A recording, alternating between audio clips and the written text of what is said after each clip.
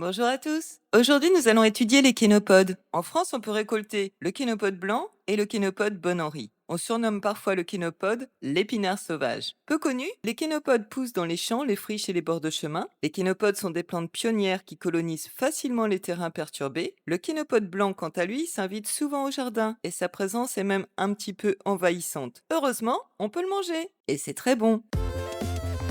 Les kénopodes sont des plantes herbacées vivaces annuelles de la famille des Amaranthaceae. Ils sont répandus dans le monde entier en climat tempéré à subtropical. Il en existe environ 250 espèces. Le kénopode blanc, Kénopodium album, appartient à la famille des Amaranthaceae. C'est une plante herbacée qui peut atteindre de 30 cm à 1,50 m de hauteur et il doit son nom à ses feuilles d'un vert blanchâtre en forme de pas de doigt. Il a une tige droite, dressée, ramifiée, souvent couverte d'un léger duvet blanc farineux. Ses feuilles sont alternes, triangulaires à ovales, plus longues que larges. Elles sont vert clair et d'aspect blanchâtre, elles ont une consistance plus ou moins farineuse. Ces fleurs sont petites, verdâtres, regroupées en panicules terminales. Elles s'apparaissent de juin à octobre. Ces fruits sont de petits akènes noirs contenant chacun une petite graine noire. Chaque plant fournit entre 50 000 et 70 000 graines, voire jusqu'à 100 000 parfois. Ces graines germent en surface l'année suivante, mais elles peuvent aussi survivre plusieurs décennies en profondeur. Sa racine est pivotante et solide. Le kénopode Bon-Henri, Kénopodium bonus henricus, appartient aussi à la famille des Amaranthaceae. C'est une plante herbacée qui mesure de 50 cm à 1 mètre de hauteur. Il est plus trapu que le kénopode blanc. Le kénopode Bon-Henri se rencontre jusqu'à 2600 mètres d'altitude. C'est une plante qui résiste bien aux basses températures. C'est une plante qui craint la sécheresse et qui pousse plus volontiers à l'ombre. Ses tiges sont plus robustes, souvent glabres. Ses feuilles sont grandes, larges, luisantes en forme de cœur ou d'ovale. Elles sont vert foncé, souvent ondulées sur les bords. La face intérieure est recouverte de poils. Ses fleurs sont petites, en grappes denses. Elles sont jaune verdâtres et ont 5 sépales. La floraison a lieu de juin à septembre. Ses fruits sont aussi des akènes. Les graines sont de couleur verte à rougeâtre. Il a un système racinaire bien développé. Les kénopodes sont en général assez rustiques et peuvent pousser sur des sols variés. Ils préfèrent toutefois les sols bien drainés et légèrement acides. Le quinoa est aussi une plante du genre Kénopodium. Bien que le quinoa soit souvent considéré comme une céréale, il est en réalité une graine. C'est même l'une des rares graines végétales qui contient tous les acides aminés essentiels. Le quinoa est donc une source de protéines complète et il est considéré comme un super aliment. Les kénopodes ont une histoire ancienne, particulièrement dans les civilisations d'Amérique du Sud et d'Europe. Le quinoa était un aliment de base pour les civilisations précolombiennes des Andes, notamment les Incas. Les kénopodes sont utilisés depuis la préhistoire comme légumes sauvages comestibles. Le kénopode blanc était apprécié pour sa croissance rapide. Le kénopode Bon-Henri, plus rare, était récolté par les montagnards en Europe centrale. On le surnommait l'herbe royale. Les deux plantes ont aussi des usages médicinaux traditionnels, notamment pour traiter les troubles digestifs. De nos jours, le kénopode blanc est cultivé en Inde et en Afrique pour ses graines, du fait de sa facilité de culture et de son intérêt nutritionnel.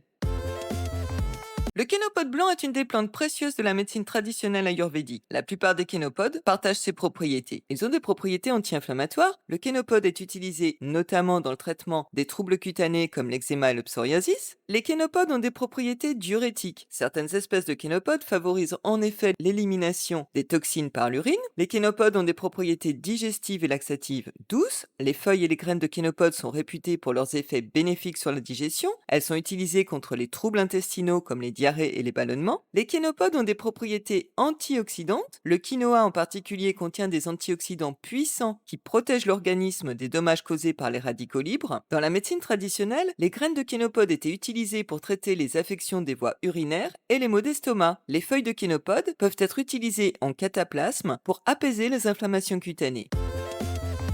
Les jeunes feuilles et tiges de kénopode sont comestibles et très nutritives. Elles sont riches en acides aminés, ainsi qu'en sels minéraux et en oligo-éléments. Elles sont aussi une bonne source de protéines, de lipides et de fibres. Elles sont riches en vitamine C, en caroténoïdes, en calcium et en fer biodisponible. Elles sont plus riches en fer que les feuilles d'épinards ou de choux. On peut les accommoder crues en salade, on peut les faire cuire comme des épinards et les utiliser comme légumes, on peut les ajouter à une soupe ou à une purée, on peut même congeler le kénopode blanc une fois blanchi à l'eau et refroidi pour en profiter ultérieurement. Les graines peuvent être utilisées moulues en farine, elles sont riches en protéines et en lipides, et on peut aussi utiliser les feuilles des kénopodes en tisane pour leur vertu diurétique.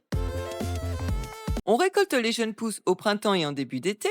Il est préférable d'éviter les plantes trop âgées qui deviennent amères. Il faut les faire blanchir ou cuire pour éliminer les oxalates présents. On peut aussi récolter les graines. La récolte des graines se fait lorsque les tiges sont sèches et que les graines se détachent facilement. Pour une meilleure récolte, elles doivent être tamisées et débarrasser des débris. Le kénopode Bon Henri aurait été nommé en hommage à Henri IV, surnommé le Bon Henri, qui appréciait cette plante. Les kénopodes peuvent être utilisés comme fourrage pour le bétail. Les anciens Amérindiens utilisaient les kénopodes pour créer des mélanges de plantes et de graines destinés à améliorer la fertilité des sols, dans le cadre de pratiques agricoles respectueuses de l'environnement. Les racines de kénopodes blancs, quand elles sont écrasées, permettent d'obtenir un substitut de savon doux. Le kénopode blanc est une plante bio-indicatrice qui caractérise des sols riches ou excédentaires en matière organique d'origine animale mal compostée ou en nitrate. Enfin, le kénopode blanc est associé à la résilience et à la persévérance du fait de sa capacité à s'adapter dans des environnements difficiles et variés.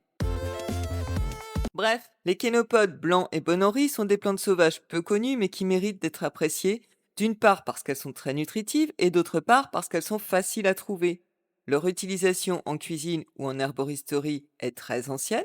Le kénopode blanc peut se montrer très invasif au jardin, mais plutôt que de le maudire et de le jeter au compost, remerciez cette abondance et apprenez à le cuisiner. Il est passe-partout et s'adapte à de nombreuses recettes. L'essayer, c'est l'adopter. À bientôt!